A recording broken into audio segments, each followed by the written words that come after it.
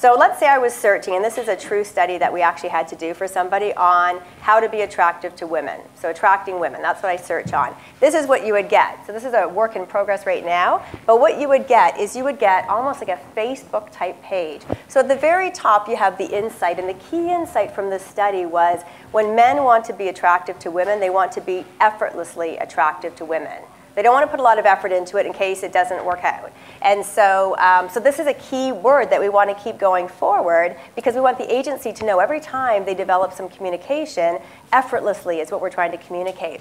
So what we have in the consumer imagery in the top left there, that is, let's say we had people do homework, like bring in who is somebody who is effortlessly attractive to women. So they brought in 007 or James Bond, George Clooney, people like that. So we'd have all that imagery so we can keep going back and say, this is what the consumer was trying to tell us. Here, consumer stories would be any great quotes from focus groups, or we had done, somebody had done a web link with us and somebody else had done a blog. So keeping all those things in. The bottom left is people saying, here's ads that I already feel encompass effortlessly attractive. So we keep those in there, and then anything else to do with the project. So you can see that up at the top right, you could do a query on attracting women, and this could come up, and then there's all these other related insights as well. So think about in your planning process, prior to your next year's planning process, to go through and to look at all the research we've done in the past year and say, okay, this is everything we've learned about our brand. How are we now going to take it forward? Because clients often talk about the one and done. You do one presentation, then we never use those insights again. So this is a way to live and breathe. It's proprietary to your study. Only the people at Ipsos UU who work on your account can get access. Only your team members can get access.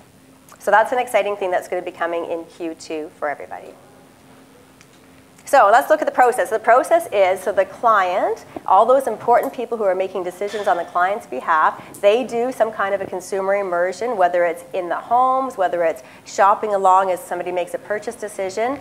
Ipsos UU at the same time is also the eyes and the ears of the client, where they do some ethnography with the very same client group.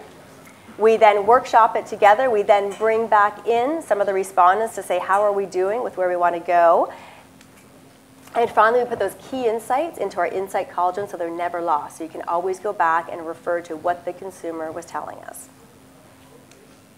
It's interesting because we really have embraced the new normal. I mean, consumer immersion is not something that is new, but is something that's so important now, especially where we've got so many different competing type of media, and clients are saying, I really feel removed from our consumer. But we've updated it as well, right? So we've helped with the co-creation that everybody's looking for, with the communities of consumers, with the engagement, by having the ability for those consumers to come back in electronically or even into our workshop and give us feedback. We've also incorporated the real-time dialogue that clients are liking to have with their consumers and the ability to connect with data through that insight cauldron. So at Ipsos UU, we start with life. Life is the most important thing that we need to understand. And right now, life is getting very complex and very multifaceted. We really feel that Ipsos UU can really help understand life. And the reason for that is because we feel like we have the best qualitative researchers and the best innovations to get at insights. And our qualitative researchers are threefold. We like to say intellectual generosity, where we share our learnings via things like the insight cauldron. So we share our learnings on brands across the world, where we have strategic thinking, so you get to that key insight, not just findings, but what's the big aha that inspires you to create a great brand or product or service. And we're built for change, meaning that we always have new innovation coming. And you have to remember, innovation is not just cool stuff. Innovation is how you gather insights, i.e. mobile, how you manage them, like that insight cauldron, and also how you present them back. And our whole mantra, what we live at Ipsos UU, is bringing life to life so that you can understand the life of your consumer.